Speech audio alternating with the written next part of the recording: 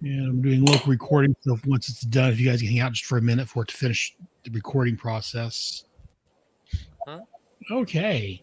And we're live. So unless you guys need to do anything else, we can get started. And welcome to Bravo Team. This is special missions number 2. As I said, for the next year, every other month, I'm going to be looking at special missions. And then after that, it goes monthly. But I'm not alone. Joining me for these episodes, I'm going to have my semi-regular co-host, Dave Finn from the Land Down Under. Hi, everyone. How are you? Go, Joe. Yeah, I talked to Dave, and he wants to do these. So I'm going to, best I can, have him on for the special missions episodes at a bare minimum. So welcome back, Dave. Glad you joined us once again. It's a pleasure. Absolute pleasure. I love talking special missions. Right on. And joining us from the regular show, we have Kevin Raider Nerd Reitzel. Hey, Kev. Hey, what's going on? Good to be back. Sorry I missed the last regular show, but good to be back talking special missions. So I was excited to get into this issue. It's been a while. And also, we have Mr. Brad Abraham, a.k.a. Double Clutch. How's it going, Brad? Well, I was other Dr. Brain Fart. I was other Dr. Brain Fart or Sir Pantless last one, but neither of them appear in this issue, which automatically makes it a 5 out of 5 for me. And also from the chat, we have Heinz Koch joining us. Hey, Heinz. He says, hello, gentlemen. Glad you could join us there, sir. What's up, dude? So today we're here to talk about some special missions. Again, this was a 28-issue series for Marvel to, again, G.I. Joe was getting very popular. Around this time, they had The Order of Battle, the versus Transformers, a bunch of other books, and this was one of the books they had for the first year or so. Actually, I guess the first 12 issues or so it was bi-monthly. So I guess it was the first 2 years, and then they switched to a monthly schedule for Bravo Team. So, like I said, for the first, I said year, I guess first 2 years, every other month, we're going to be looking at special missions. And then eventually it'll go monthly. And Heinz said he's here to see Jared. Jared couldn't join us today. The restraining. Oh, wait. I can do an impression of him. Zack. Does that work? Hope that works for you, Heinz. But yes, we are Jaredless. He's got family obligations. Family always getting in the way, But you do have me, Kevin, Brad, and Dave. So hopefully one of us will work for you there, Heinz. And welcome to everyone else out in Chatland, in YouTube land or Facebook, wherever you're watching this at. So let's go and get started with Special Missions, issue 2. Let me mute my phone. Family. Okay, try that again. And so let's go ahead and get started with Special Missions issue number 2. So Special Missions number 2. This was cover dated December of 1986, but the on sale date was August the 26th of 1986. The cover price was 75 cents. The title of this one was called Words of Honor. Written as normal by Larry Hama. Artist Herb Trimpe. Letterer Philip Hugh Felix. Colorist Bob Shireen. Editor Bob Harris. And the cover was done by Mike Zeck and Dennis Janke. And this is reprinted in Special Missions Trade Paperback 1989.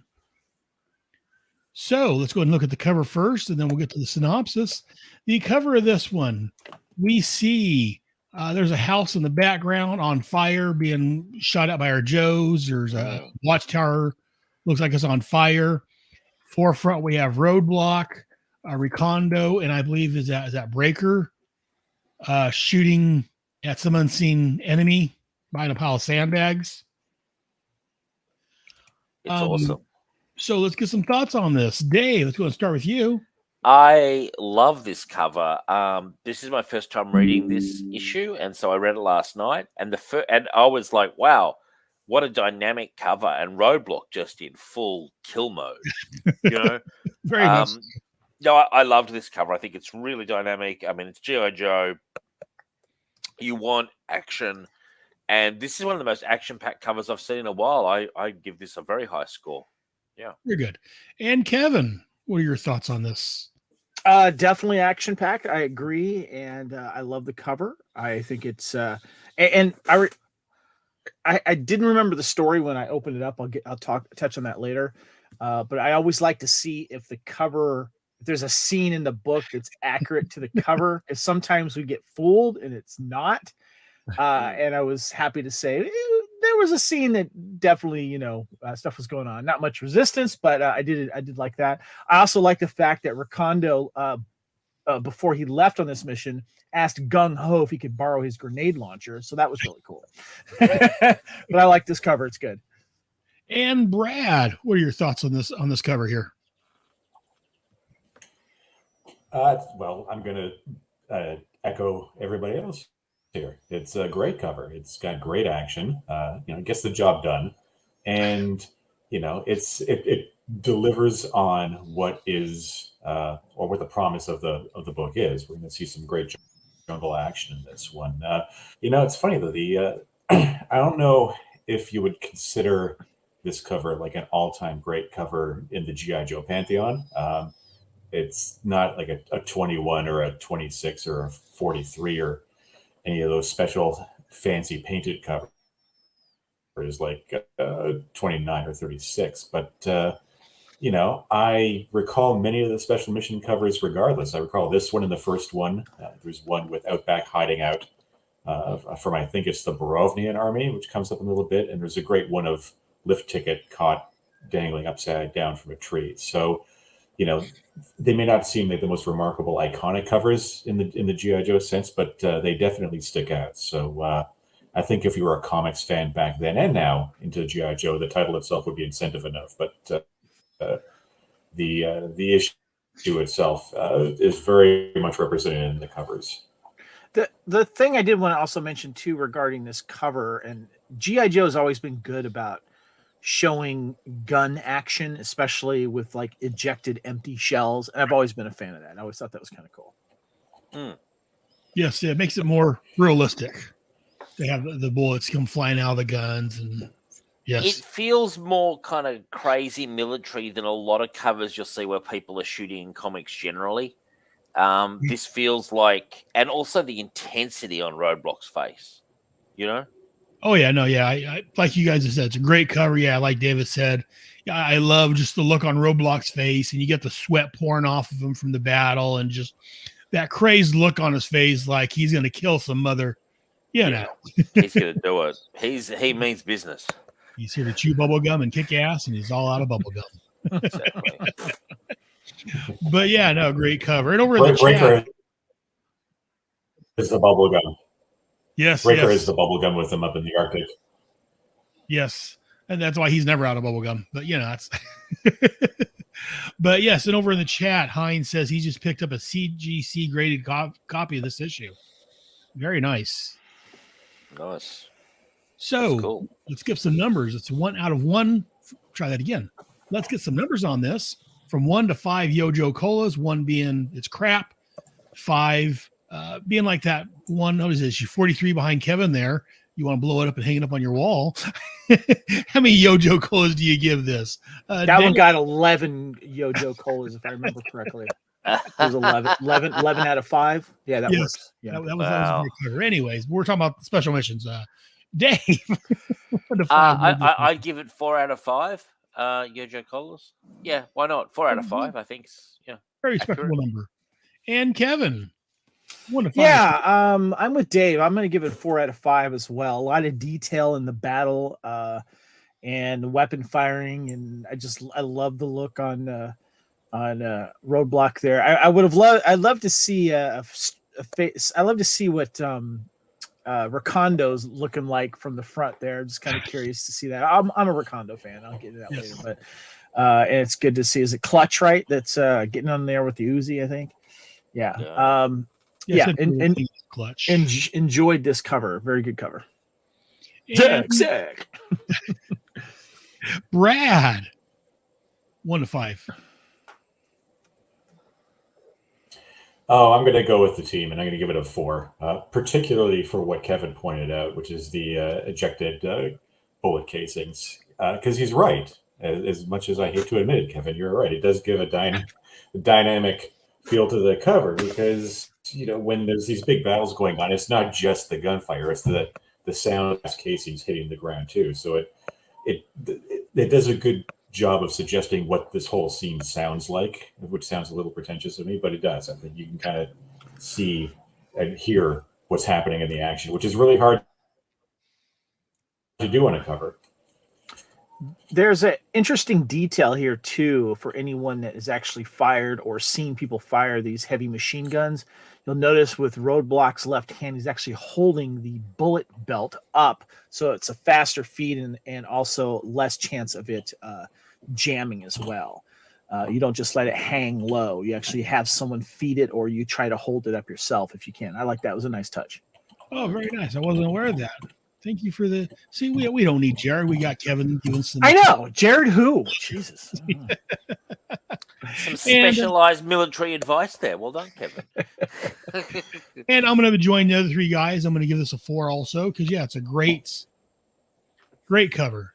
Like I say, not quite a 5, but it's up there. It's almost a 4.5 for me. So the Facebook chat, by the way, it just says Facebook user. If you go onto YouTube, we can see your name, but he says, "Is this a Cold Slither reunion tour?" What's funny is I almost wore that shirt. Yes, in the chat we have, yes, Facebook user, I'm not sure who that is, but it says, "Is this a Cold Slither reunion tour?" BA says, "You'll be joining us soon." Heinz gives this 4 out of 5. And Facebook user says, "This is your co-host." So is that Dave or Brad? It's not me. The other our co-host that's not here. Yes. Oh, it's Yeah. Lee Fillingsness. Oh. One of my co-hosts from Bloody Your Kings. co-host. He's actually been on used to be on my Voyagers cast. We started doing them at night, but Captain Handsome he is. Yes. What's up, Lee? Good to see you, bro. glad you could join us, Lee. Yes. And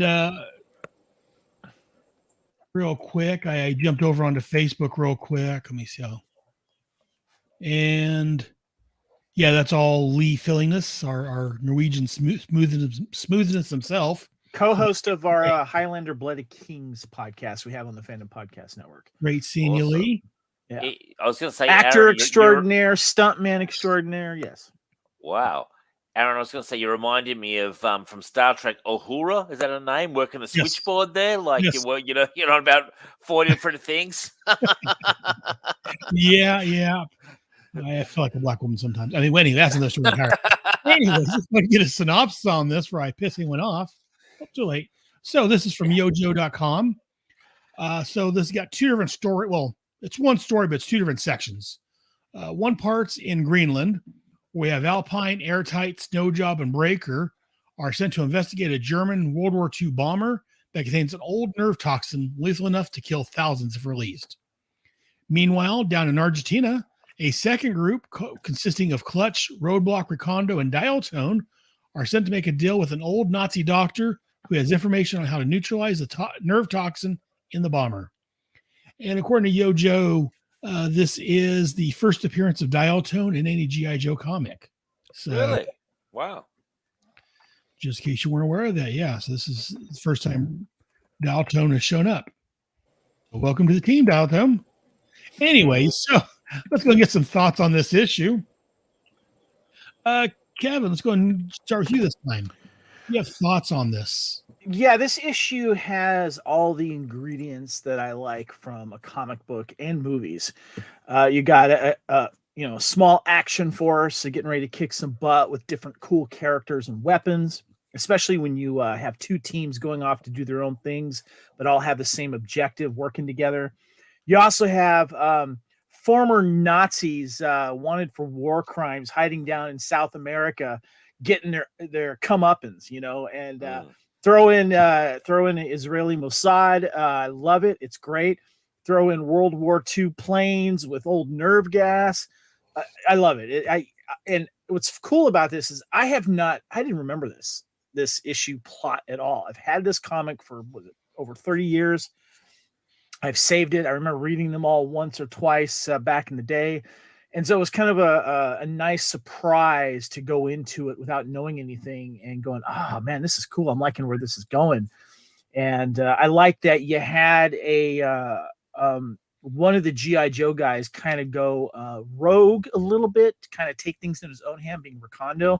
Always been a big fan of Recondo. More, it kind of started with the action figure and then picking up in the comics. I did like him in the cartoons as well, but I felt he was more represented in the comics and such. And so it was nice to kind of see him do his thing in this as well. But like I said, I love the old World War II throwback to this with because there was a lot of that going on at the time, all these so-called Nazis being found. And I like the fact that you have this Nazi war criminal guy. He turned on his own to basically to get the gold bullion and set up try to set up a new Reich world order or whatever it is. And the fact that you had the Israeli Mossad also on the trail of him working with G.I. Joe, and in the end his own guards turned on him and got him, which I thought was really cool. So yeah, I love it. This is one of those things where, like, if they were ever to do like a G.I. Joe episodic TV series, right, you borrow from this type of situation, this type of thing here. This would have been this. And what's really cool about it too is when I was reading this, I was thinking back to the cartoons, because as we love the cartoons, but they're a little more cartoon friendly, kind of corny. But this is the type of thing that reminded me of that. A lot of these G.I. Joe episodes that are episodic, obviously, they have this kind of special missions force as well. They all kind of go on to do something. And sometimes you'll get a personal thing happening to a character and anything like that. And that's what was really cool about G.I. Joe Special Missions, is you got to break down all the G.I. Joes into smaller groups to have them do their thing. Yeah, no, we've said that before. That Special Missions would be fantastic to do as a TV show for G.I. Joe, because most of the part they're one and dones, and for the most part, they're all great stories, as we're going to find out over the next couple of years. So, agreed, 100%. Dave, thoughts on this issue? Well, a real pleasure to read. I'm a sucker for this kind of, I guess you call it, trope of the old Nazi that's been hiding out in South America, and then clashing with the Joes, and even the first image of the bomber that was there in the ice. I was like, oh, sweet, we're doing a Nazi story. Obviously, he's going to get his comeuppance. Fantastic. And wow, this would be a fantastic episode and of a TV show, but also the amount of story that's packed in by Larry and Herb Trimpe into this one issue. Mm-hmm. Like, can you imagine how much they would pad a story like this out today in modern comics? Oh yeah. And it just a one and done, expertly done. And I'm a sucker for Mossad. When they show up, I'm like, hell yeah, salute. And the fact that they rolled in, and I was like, oh, they're not playing games. You know what I mean? Like, they're actually with the equal of the Joes, which is kind of rare. And then in the meantime, you kind of had almost the B story, which was the stuff happening in Greenland, which was more standard G.I. Joe versus Cobra, and that was a nice counterbalance to this to the Nazi war criminal storyline. Loved it. Yeah, no, this was an absolute pleasure to read. I read it last night, and I took my time with it, because this is one of my favorite issues that I've read in a while. I think let's face it, Larry knows what he's doing, doesn't he? Really, No, he could write something like this in his sleep, I think. But he's awake, he's alive.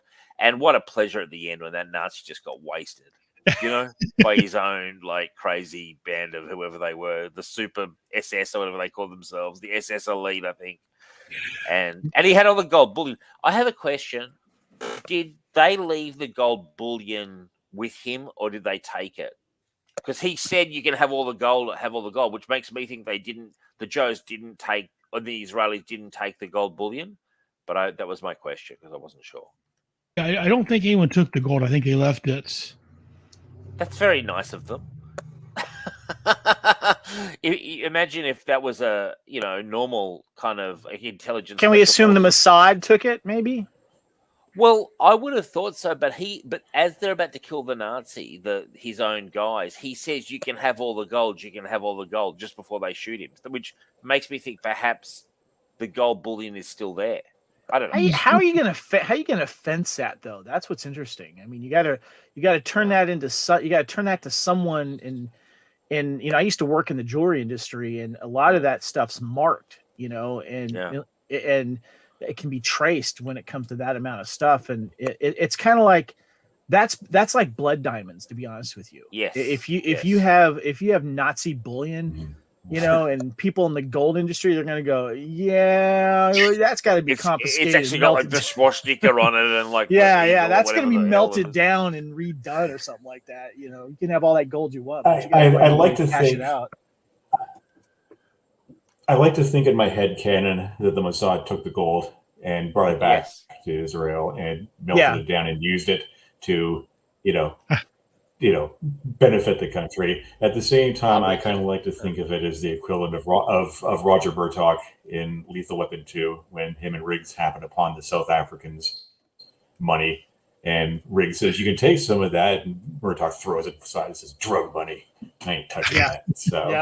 A moral choice, I guess, to leave it there. Leave it in the jungle where it belongs. Yeah, although I feel in real life the Israelis would have taken it. But you know what I mean? Because let's face it, they're going to waste, and they also would have wasted the Nazi themselves. I really liked the storyline though. And can I just say something I really liked was the first. This is going to sound stupid, but the title "Words of Honor." It's done in that kind of font style that you would often see World War II. Paperbacks and stuff done. Like it's obviously a choice, so it sort of set the scene. Oh, very much. Yes, good stuff. And Brad, thoughts on this issue?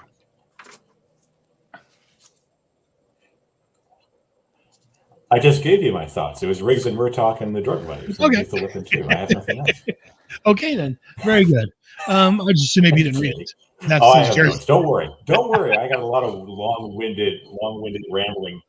I got some long-winded rambling comments. Now, if I was rating this single issue, it would be an easy 5 out of 5. And I have to say, I kind of prefer the single issue stories of special missions over the multi-story lines of the mainline book at this point in the history of the comic. I just find the storytelling to be a lot more disciplined. It's the same reason I prefer standalone novels and movies over multi-story sagas. In the case of G.I. Joe Special Missions, if an issue comes out and it's not the greatest one, it's fine, because the next issue is going to be a completely different story with a different set of characters. And, for Larry, I kind of have to wonder in particular if Special Missions served as a bit of a palate cleanser, doing these old school GI combat type stories where you didn't have to include chameleon men and bald guys with monocles and capes and accountants who dress up as birds unless you felt like there was a need for them. I know some of that shows up a little later, and we'll get to that. But right now, this feels very much like an issue that would easily fit within the first 20 or so issues of the mainline book. It's just a standalone story. And it kind of makes me think of, when you were 10 or 11 years old and a buddy would call you up and say, "Hey, come on over and we'll play some G.I. Joes. Bring some of your stuff." And you bring your toys over and they have theirs. And so you have some jungle figures, you have some Arctic ones, and you throw together a mission. So the coffee table in the rec room is the glacier. So you put Snow Job and Frostbite and the Snowcat up there, and then you have a bivouac or whatever, and Recondo and Roadblock and some other stuff stuck in Mom's planter, and that's your jungle scenario. And you just have fun with it for the afternoon. And that's kind of how this feels. And I think that this story, though, is a lot more gritty and realistic than you get from a lot of comics at the time, because of the Nazis hiding out in South America aspect. But also on page 2, Clutch has that memory of his grandmother with the tattoo on her wrist coming in while he's watching what we presume is Hogan's Heroes.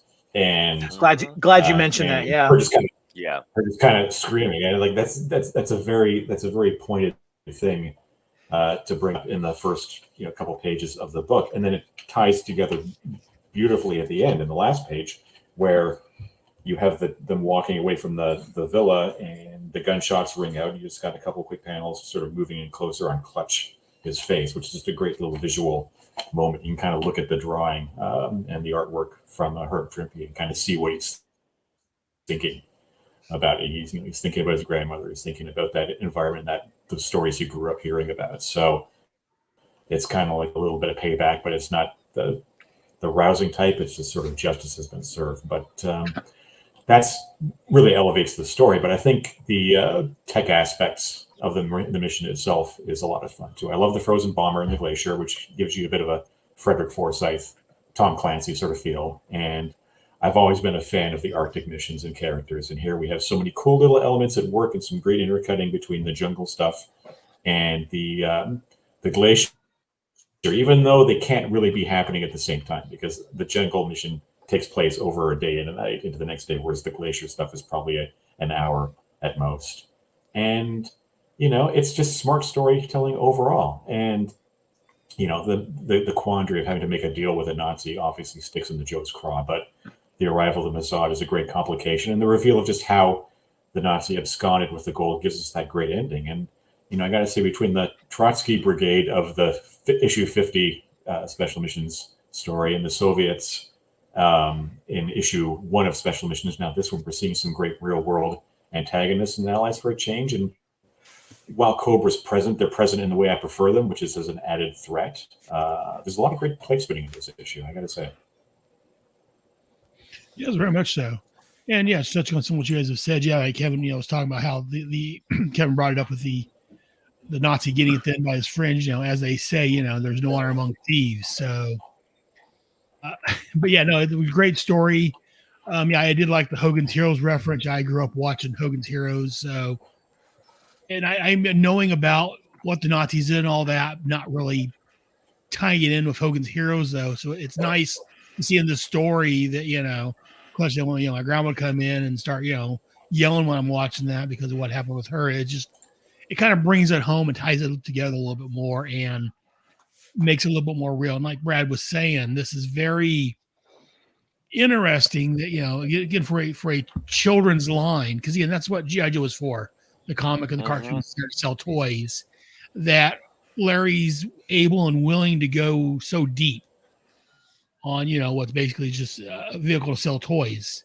But Larry's like, I could just sell toys, or I can actually, use special missions and actually tell stories. And that's what he's doing. This kind of book, a lot of people say, well, it's just comic books, just, for kids. Issues like this elevates this more than just a comic book into literature, I think. And that's one thing. That's one thing I like about Larry. Well, I just wanted to add that, yeah. No, go on. Oh, okay. I thought you were saying something else. Yeah. But yeah, so that's one thing about Larry, that he's able to, take these silly little toys, and he's able to actually, like I've said before, able to make you care about these characters. He brings some realism into it. He brings some history into it. Yep. And that's why, Larry is a master of G.I. Joe. He's fantastic. And that's one reason why G.I. Joe lasted for so long, and especially at this time, as we talked about, was such a popular book that they had to come out with, with a secondary book plus all these little, mini series and everything, just because it was so popular. And that's all, in my thoughts, it's all on Larry's hands. 100%. Yeah, 100%. Like, God, he breathes life into these characters, and just things like bringing in not just the Nazis, but like what they actually did, and the grandmother with the ink. And Brad, can I say you get points for mentioning Frederick Forsyth, because he is fantastic. I grew up on his books, and it's kind of amazing. And I think, if I'm right in saying, Larry had a real head of steam going by this point of time in the 80s. Like, so it feels like, he knew exactly what he wanted to do. There's a little bit more realism. There's a little bit more grittiness in these storylines. And one thing I really like, frankly, in G.I. Joe comics by Larry, people do die. It's not just laser beams and you know what I mean. Like there is actual death, which in a military comic makes total sense. Oh, yeah. Oh, very much so. Yeah, that's another thing. Yeah, that elevates us above the cartoon. Is in the cartoon, someone gets shot, they jump out of the plane at the last second or whatever. Yeah. Or meanwhile, here, Larry doesn't mind killing people off, especially Nazis that deserve it. So, 100%. Yeah. One of the How things. funny was that? Oh, sorry. Go ahead. No, go ahead, Dave. You were in the middle of it. Go. I was just gonna say, how funny was that Cobra guy who was falling off the glacier and it's like, I'm gonna fall off, I'm gonna take some with me, and he's actually like Cobra, Cobra, Cobra as he's going. Like that was actually funny. Like that was good. One of the things that I liked, and I didn't understand it at the time when I read it, when Alpine and Airtight are inside the plane, and Airtight's trying to explain the way this gas can be released, and he goes, a binary agent comes in two parts, both have to be combined to create the nerve toxin.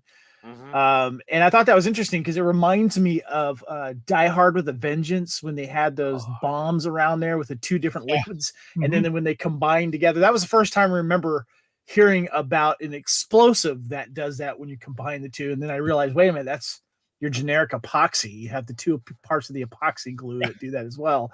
But every time I think of stuff like that, I think of Die Hard with a Vengeance. But I liked how we got an actual like technical reference on how this toxic gas works, where it's not just one part, it's two parts that have to combine. That was cool. I actually thought that it might all have been a ruse by it kind of was by the Nazi, but like he was a fake out. You know what I mean? Like there wasn't really even nerve gas on the plane. But as it turns out, the twist at the end was even kind of better than that. Like of how he got the gold bullion. Yeah. And Brad, did you have other thoughts?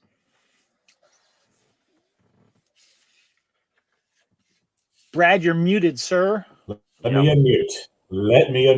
Allow me to unmute. Yeah. Brad, you have other thoughts. Going back a bit, when we were talking about just the real world aspects that were brought into the story with the Nazi hiding out in South America and the Mossad and I gotta confess, 12-year-old me learned a lot about history, 20th century military history from G.I. Joe, and specifically from Special Missions. I mentioned earlier, is that the Trotsky Brigade who's taking control of or hijacked the airplane. I mean, that was the first time I ever heard the name Trotsky, and I remember it leading me down a bit of a rabbit hole of reading up on the history of the Russian Revolution and everything that happened there. So it did kind of spark a lot of interest just in world history that I learned kind of through this book. And, this actually ties in a bit for me with another comic, which started publishing the very month this issue came out, which was The Nom, which was edited in the first year by Larry Hama. And it was stories set in the real world. Yeah, it said about the Vietnam War. And, said before, but I think if you're a G.I. Joe comics fan at this period and haven't read The Nom, I highly recommend you track down copies of it because it was a really solid title for a very long time. 1,000%. And it taught me a lot about Vietnam too. At a time when it wasn't really talked Agree. Some great artwork in that too. Oh yeah, fantastic. Michael Golden early on in the run, I bought from memory. A really superb comic, The Nom. Superb. Yeah. Which just shows Larry's expanse as a writer. I mean, he did the real world stuff like The Nom and the Special Missions issues. And he also worked on things like Batman and Wolverine and, and the main title, which got it was still more realistic than the cartoon. But I mean, when you got Dr. Mindbender creating a clone or whatever, creating Serpentor, I mean, that is a little bit on the sillier side. Even though I love Serpentor, I love Raptor, it does get some silly elements in it. So Larry could go from one edge to the other and without we love it all. I mean, let's face it. Like, I mean, his Wolverine run, I bow down before it. Like, Larry obviously has a lot of levels as a writer and a creator. He has quite a few gears that he can play with, and it really is a credit to him. He deserves all the credit that he gets. He really has earned it the hard way on G.I. Joe, I think, because he elevated what was toys, like from the early 80s. And this could have been a 2-year, 1-year comic book that tied in with toys, and it would be remembered as a curiosity. But he helped define a legacy that's continued for decades and decades. Well, I've been somewhat recently going through my books, and I'm sort of the ones I want to keep for the ones I want to get rid of and all that. And I'm looking at my books. I've got a lot of crap from the late 80s and 90s, and I'm like, back then, almost everything had a comic book, Yeah. Star had a lot of the comic book, like Visionaries and the Humanoids and all these cops. And they only lasted, like you were saying, a year or two.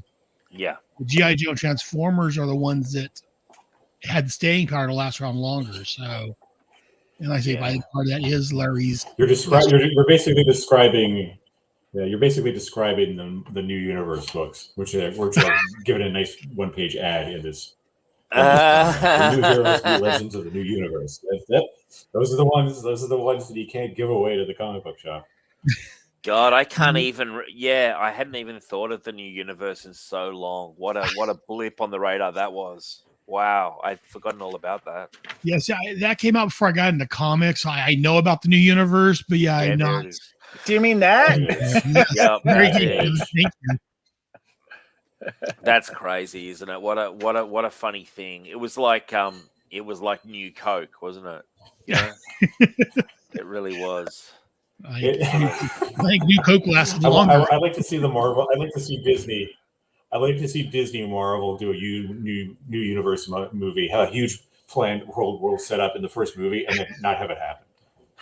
Yeah, it just totally fails. That's funny. Ideas. Don't give him any ideas. But yeah, no, like you guys have also this fantastic book. Larry did a fantastic. And funny thing is, here on how they talk about how Facebook and Google and all that's listening to you. I haven't talked about this out loud.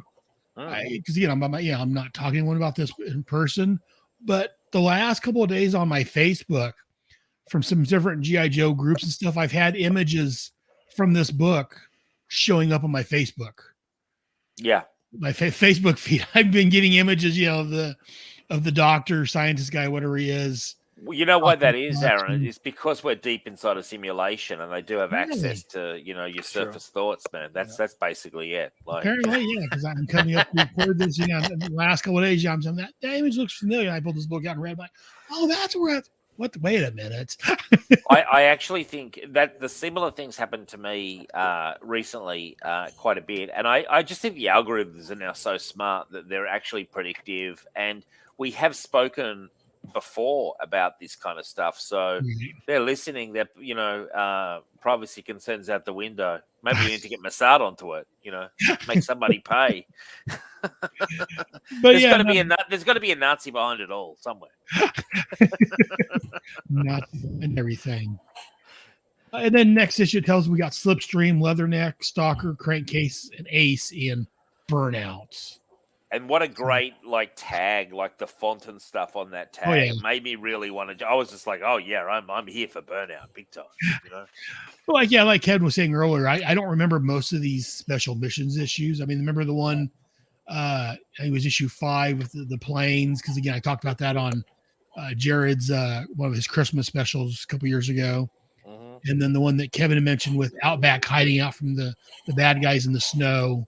Again, because that's one of the few that crosses over the main book.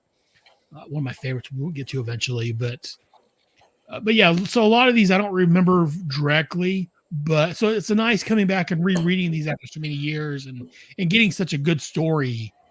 Once again, it's almost like new when I come back and reread it after, like Kevin was saying, what's been 30, 40, 30. It's a great feeling when you come back and rediscover a childhood, early adulthood comic that you haven't read in maybe 20, 30 years. And you're like, man, I realize why I like this. That's how I am when I read early Punisher from Mike Barron, Chuck Dixon. I go, I can see why Teenage Davey was just like, yes. It's good stuff, man. Yeah, and then I think it was Dave or someone saying how that last panel, just a close up of Clutch's face, just you can read his thoughts on Herb Trippy's art, it just from the story itself, and then just that look on his face, Yeah. Again, this is a little bit more real world, but it's still for kids somewhat. So yeah, I'm sure it's filtered out, but yeah, he's like, you lousy mother. Beep beep beep beep beep. Yeah. Yeah, no, it's good stuff, man. And So, I yeah, love that burnout, the way it's got it there, just with the fire effect or the bullet Yes. effect, whatever it is. It just looks fantastic. yes, but that's in 2 months. So, Mm. great story. So, any final thoughts on this, Kevin? Anything else you want to talk about? Any other thoughts? Yeah, I want to actually recreate one of my favorite scenes in this one. Hold on. Uh-oh. Wow. He's pulling out his case of gold. Yep, that's great. That is awesome. The hits crank off the foot, yeah. Well, speaking of Off the that, coffee table. I do like when the his tank goes over and the other guard, where the soldiers are hiding last year. Where the his? I mean, his Breaker proved the biggest so-called myth out there. Close only counts in farts and hand grenades. So there you go. Yeah. But yeah, they're on page 12 when the his tank goes over and the other guy's, what happened to his driver? He'll have to fend for himself. And again, in fact, Right there. give me just one. I love it. Second, and I love there we it. go. Make it solo. Oh yeah. Hold on. There you go. That's a great couple panels right there. I like that. Oh yeah. And that's one thing that why Cobra always fails is because of attitude like that. The Joes are looking out for one another, helping one another. Sure. Meanwhile, the Cobras, where's this driver? Hey, he's on his own at this point. Hell with him. Yeah, they've got a very individualistic way of trying to take over the world, and it constantly backfires on them, which is hilarious. Yes. Do you have other thoughts, Kevin? Anything else you want to bring up? Just it was nice to revisit this and give certain Joes that maybe haven't gotten a lot of mileage or getting a different angle at a Joe you might be familiar with as well. But I thought that it was really cool to see Airtight be the expert in, of his field. And I got a good buddy of mine, Noel, in part of the finest in Georgia, who does a really good Airtight costume.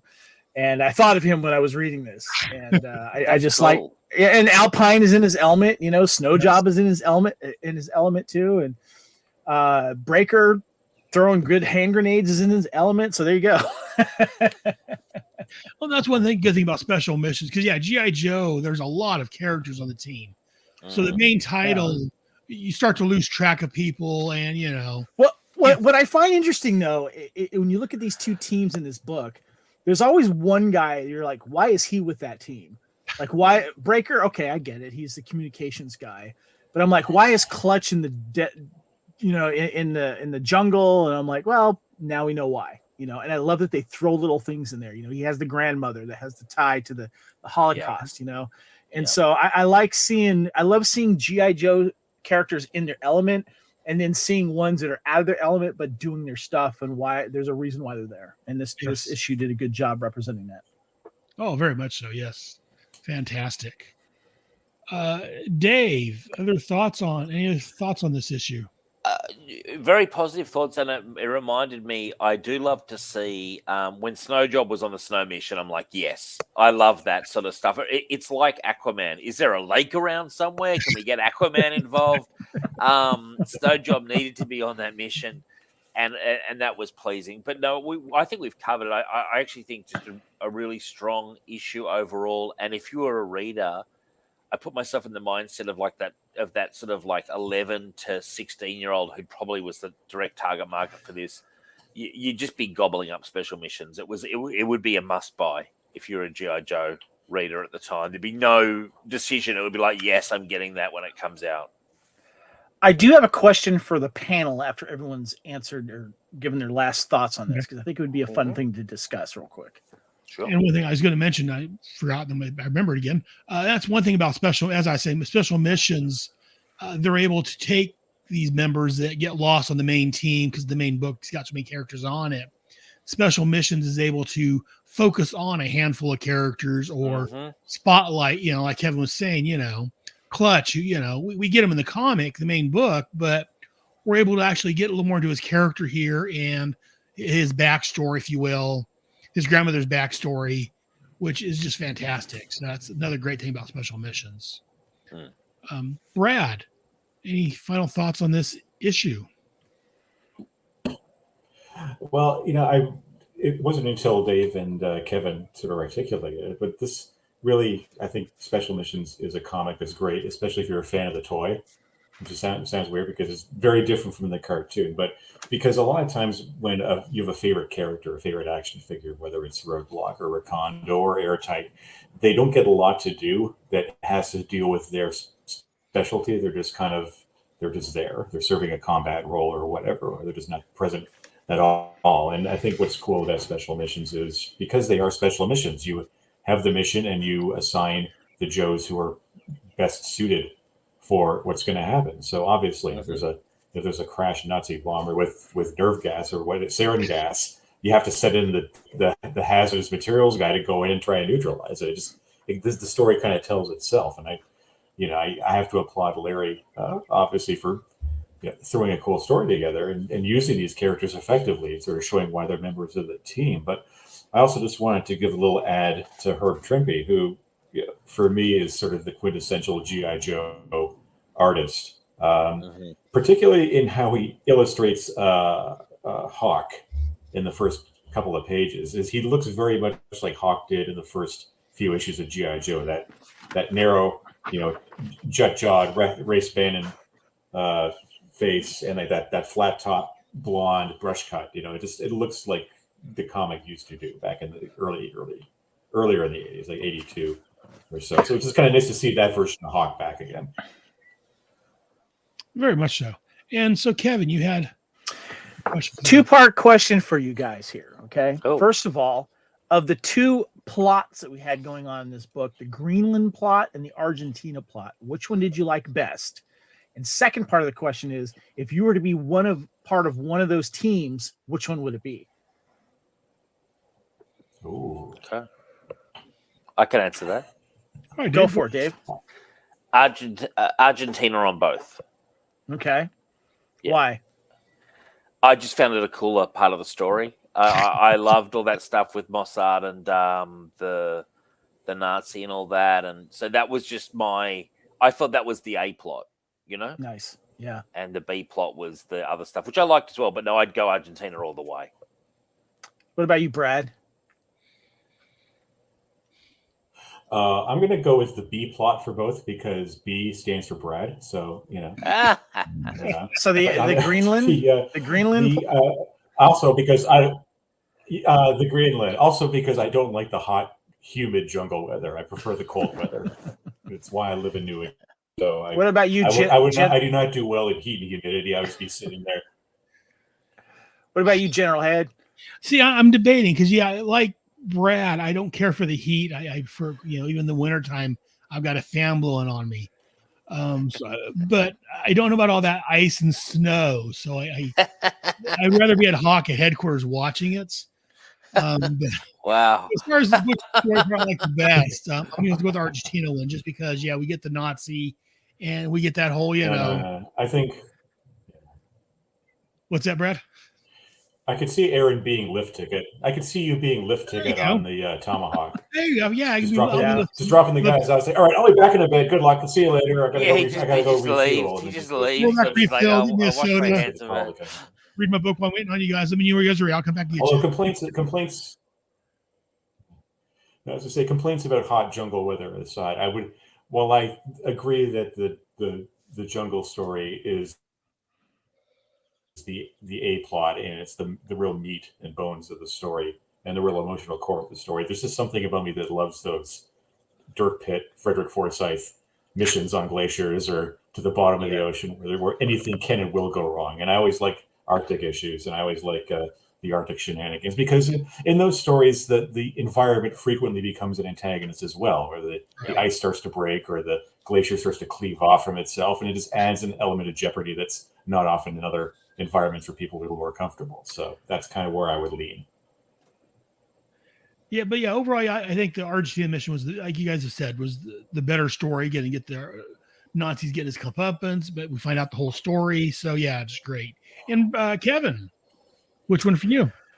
I like as for the book plot, I liked the Greenland plot, because the one thing that I found fascinating, it was kind of a little thing that they said, that Greenland, in order for a plane like that to do any damage to the States, would have to refuel somewhere. And the fact that there was enough nerve toxin to take out like the eastern seaboard, I found fascinating. So I thought that was a really cool touch. I like the fact that this old German warplane was frozen in ice for such a long time. I love that type of thing. So that, as for story wise, I prefer that, but I would have loved to have been down there in Argentina hunting me some Nazi. That would have been cool. Get there. I would have joined Recondo and help the Inglorious Bastards. Exactly. I love Recondo, although I don't know if he would have needed my help. But that I would have loved to have been part of that story. Just meeting the Mossad, and that would have been cool. So. And for the people watching, Heinz, BA, the Norwegian Smoothest himself, if you guys have an answer to this question, feel free to throw it in the chat. Which story you like better, and which one you would have been a part of. And there was something else I was going to say too. But yeah, no, Recondo. I do like Recondo. When they knocked him out, he snuck away to get inside to deal with the Nazi, and he's like, "Let's make a deal." And he's dealing with the Nazi, and the Arctic or the Greenland team reports back the threat's been neutralized, nothing to worry about, and like, "Oh, we made a deal. Yeah, we're not gonna harm you. We didn't say nothing about your partners. We're leaving you with them and let them deal with you. And like, well, you got to take me. That wasn't the deal." I loved it. That was actually funny. Like, I mean, it was predictable, but it was funny. It's kind of like in the Nolan Batman movie with Ra's al Ghul. He's like, "Well, I'm not going to kill you, but I don't have to save you." That's the same type of thing. It's like, "Yeah, this is your mess. I'm just leaving you to it." So, and they just all walk away like, "No, I'll give you the gold." It's just fantastic that the way it was dealt with. It's one of the ones where where the bad guy takes care of themselves, and so the good guy, they still got rid of the bad guy, but their hands are clean, in quotes. So I do have my doubts. Mossad would have not just finished him off myself, but themselves. You know what I mean in real life, like. But for the effectiveness of the story, it was just great how they all rolled out, and then there's the shooting. Yeah, so I'm not familiar with Mossad, but I could see them be willing to leave him behind alive because they know that he's already admitted, that his partners have found out he was trying to turn on them, and he's not the noble. The noble Nazi. Noble Nazi. I guess noble maybe is the wrong word, but he's not the Nazi he thought they were. Looking out for the fatherland. He was willing. He was actually had all this money and all this gold, and they're like, "Oh, wait a minute, let's have a talk." So I don't know, maybe, but it was great. Oh yeah, and it's such a great story that we're able to talk about this 35 years later, whatever it's been, that and have such fond memories of it, and be able to look back at it this much time later and still enjoy the story.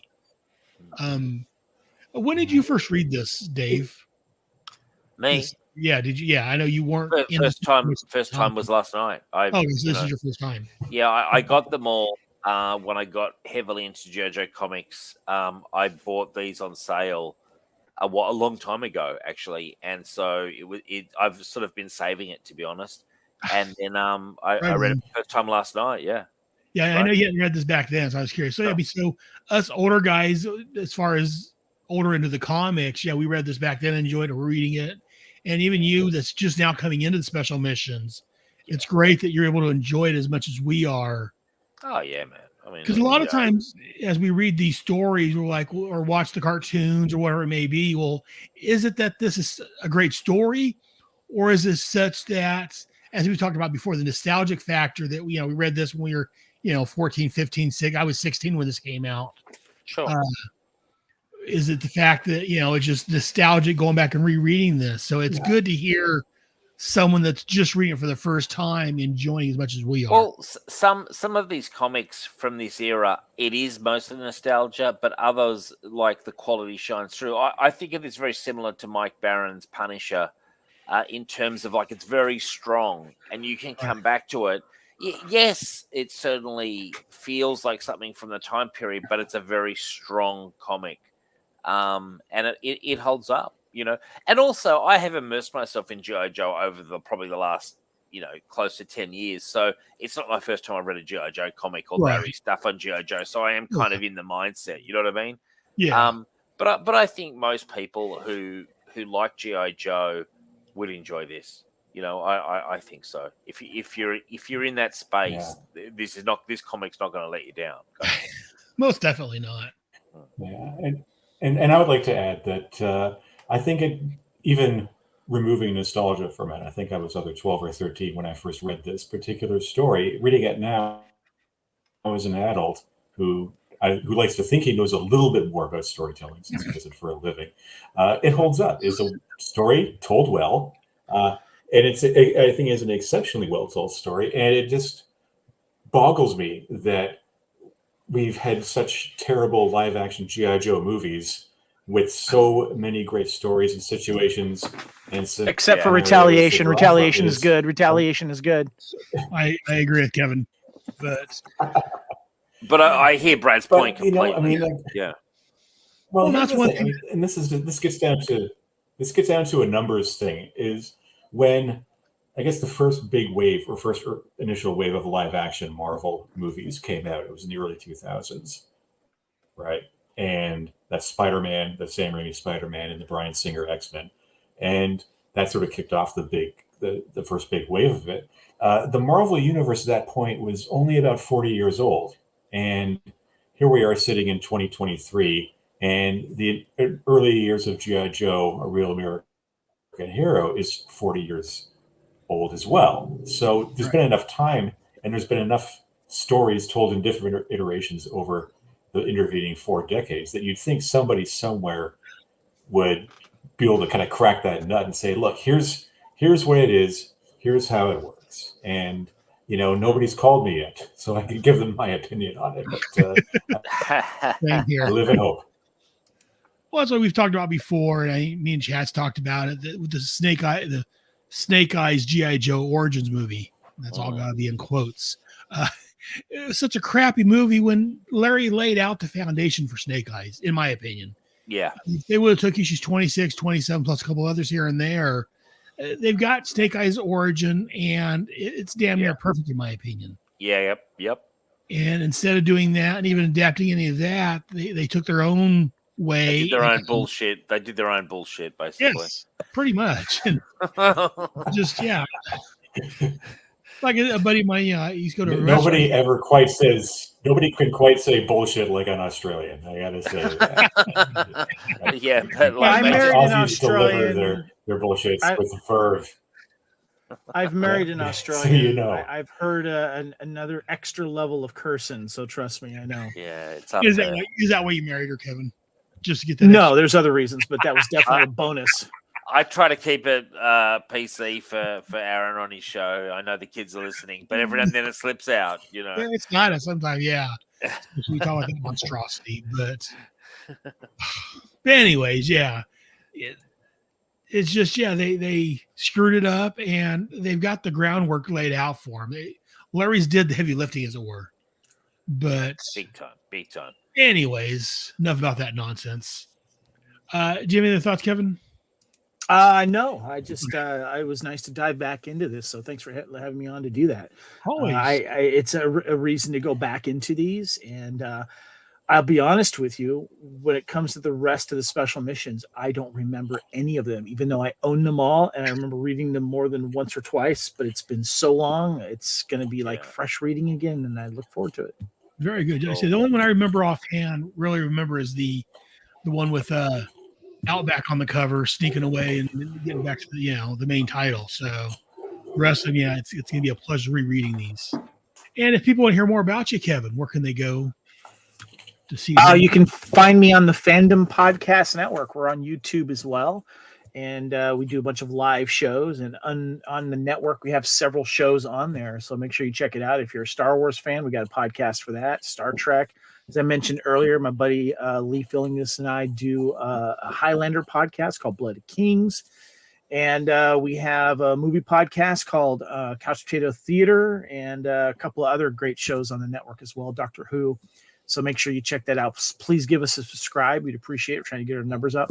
And you can find me on Twitter, X, Instagram, and Threads at Spartan_Phoenix. And of course, you can find me, Kevin Reitzel, on Facebook.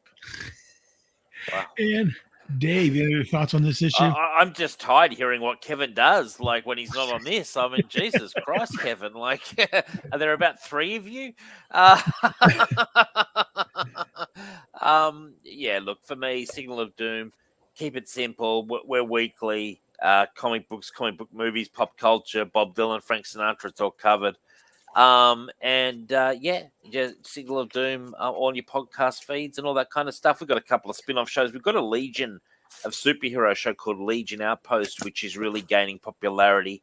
Check us out. And on Twitter or X, as we're supposed to call it now, what am I? I'm at Red Lantern 2051. But if you just follow at Signal of Doom, you get everything that matters. In general in life, you get everything that matters. So that's it. And thank you for having me, of course, Aaron. And pleasure to talk to you guys as well. And Brad, any other thoughts on this issue? And if not, where can we find more of you?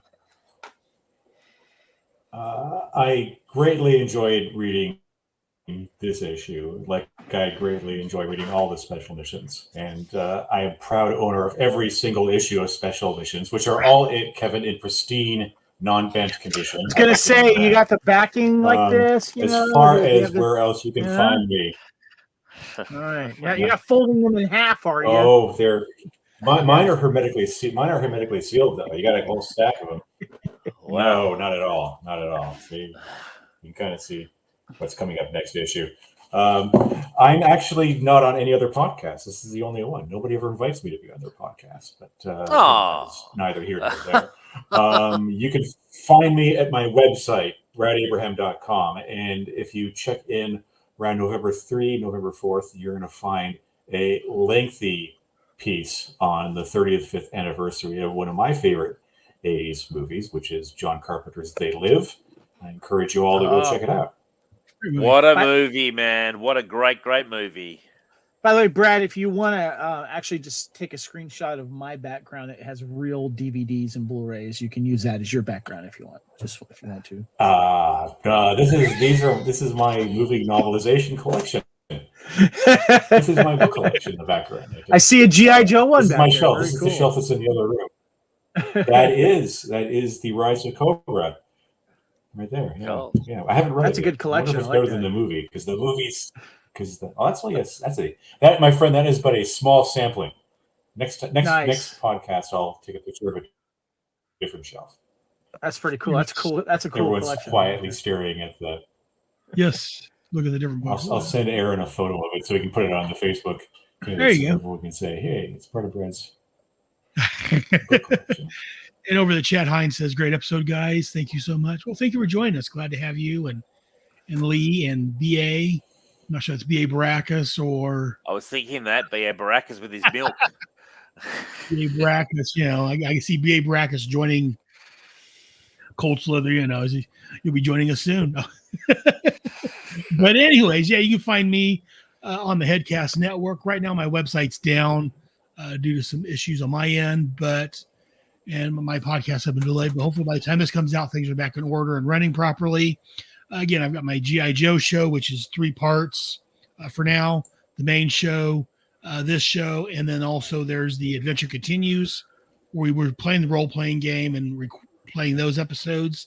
Due to life, we put a hold on the game for now, but I still got a couple episodes of those to put out. I've got my Task Force X podcast, looking at the Suicide Squad from the late 80s, early 90s. The Starman Adventure Show, looking at the Will Payton Starman, And then the wife and I have Voyager's Cast, looking at the 1982 Voyager's TV series, and Starbright Project, looking at Quantum Leap. So definitely check that out. Cool. And that's going to do it for this episode. I just wanted to say one last thing, Aaron. Aaron was in Southern California. He hit me up, and Aaron and I finally met in person. He came up to Santa Barbara. Oh, that's and, great. We got to hang out and chat, and it was good to meet you. Thank you for making the stop in my hometown there, Aaron. I appreciate you. Yeah, we were down in L.A.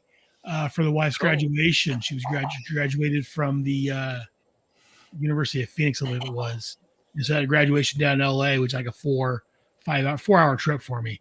So we went down there for graduation, and Sunday on the way home, like, oh, we're not doing anything else. I mean, she was had a couple ideas, but nothing else materialized. I'm like, stop by and see Kevin, because it's out of the way, but it's not much further. So since we're going home, passing that way anyways, it's a little detour. So that's awesome, getting to meet in person after doing all these shows and stuff that you guys have done. When are you dropping by Sydney, Australia? Just gonna whip by and it's on my itinerary at some point when I get $1 million and I'm able to travel that. Can I have a swim in the pool? I'll put something on the Barbie. And I'll probably get to Australia before he does, and I'll be doing that in April. You're welcome, Kevin. You're welcome whenever, man. If I get to Australia, go by see you. Go over and see Hayden McQueen from my Starbright Project show. Yeah. Kevin's going to be there way before I am. You're married to an Australian girl, is that correct, Kevin? Yes. Yeah. Yes. Yeah. Excellent. You've chosen well. Americans aren't good enough for Kevin. Anyways, so definitely check us out next in a couple weeks here. We'll be doing another episode of G.I. Joe, Royal American Headcast, and we'll be back here next month with another episode of Bravo Team looking at something different. But in 2 months, we'll be back with Special Missions number 3. Until then, Yo Joe. Yo Joe. Yo Joe. Yo Joe. Thank you, sir. Okay, and let me end the stream.